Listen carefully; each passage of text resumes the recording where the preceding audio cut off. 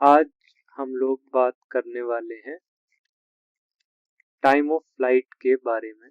तो हम लोगों ने पहले वीडियो में देखा था जो ये एक्स वाई प्लेन का एक ग्राफ होता है, ये वाई एक्सिस हो गई, ये एक्स एक्सिस हो गई, ये वो होता है पॉइंट ऑफ प्रोजेक्शन। यहाँ से एक पार्टिकल प्रोजेक्ट हुआ, ये प्रोजेक्टाइल मोशन में जा रहा है, ये इस बी पॉइंट हो गया, ये ए पॉइंट हो गया जहां से ये फॉल होना शुरू होता। ठीक है, इस पे हम लोगों को पता है जैसे कि ये u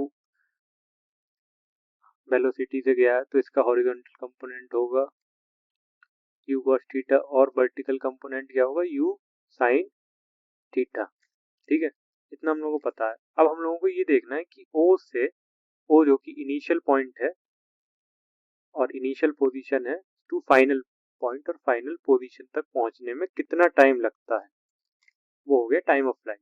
जैसे हम लोगों ने कहा total time taken to reach point B from point O, that is point of projection. So this is the final position or final point. Suppose particle is at B at time t. ये मान लेते हैं कि ये जो particle यहाँ पर पहुंचा है t टाइम पे यहाँ पर है। तो इसके लिए हम लोग इक्वेशन बनाएंगे, जैसे हम लोग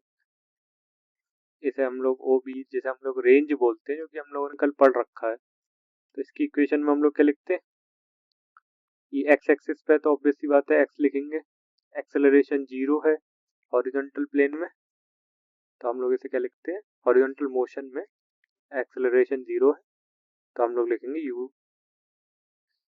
तो ये वाली इक्वेशन होती है ना, x equal to u t plus half a t square, उस वाली में पुट करो, हाफ ए टी स्क्वायर 0 हो जाएगा, यू टी होगा u हॉरिजॉन्टल मोशन में क्या है u cos theta, U T cos theta. अब इसे ही y कोऑर्डिनेट मतलब y वर्टिकल मोशन में लिखते हैं, लेकिन हम लोग एक चीज और देखते हैं कि y कोऑर्डिनेट b पॉइंट पर 0 है। सबको पता है कि b पर ये भी मतलब जमीन पर ही होगा, तो यहाँ क्या होगा, y कोऑर्डिनेट 0 होगा, सिर्फ x कोऑर्डिनेट होगा। अब हम लोग इक्वेशन बनाते हैं वर्टिकल मोशन की। तो ऑब्वियस सी बात है y कोऑर्डिनेट 0 है, इक्वेशन में हम लोगों ने वो लिखा y equal to u t plus मतलब u t plus half a t square है। अब उसमें सारा पुट करोगे तो यू टी साइन थीटा आ जाएगा, क्योंकि यू y कंपोनेंट होगा ना, और इधर एक्सेलरेशन नीचे की तरफ लग रहा है, g लग रहा है, तो माइनस जी टी स्क्वायर हो जाएगा। अब देखो इसमें y को 0 पुट करना है, क्यों पुट करना है, क्योंकि y कोऑर्डिनेट 0 है, ये तो पता है। तो ये इक्वेशन जब आप पुट करके रखोगे तो ये वैल्यू आएगी जो कि होगी 2u sin थीटा।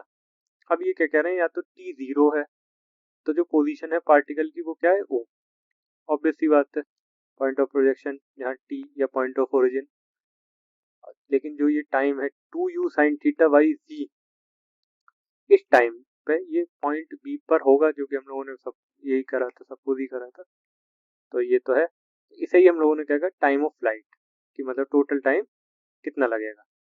अब जब भी क्वेश्चन में ऐसी कोई वैल्यू दे रखी होगी, आगे एग्जांपल करेंगे, उसमें आपको समझ आ जाएगा कि टाइम ऑफ फ्लाइट ऐसे निकला है। So thank you.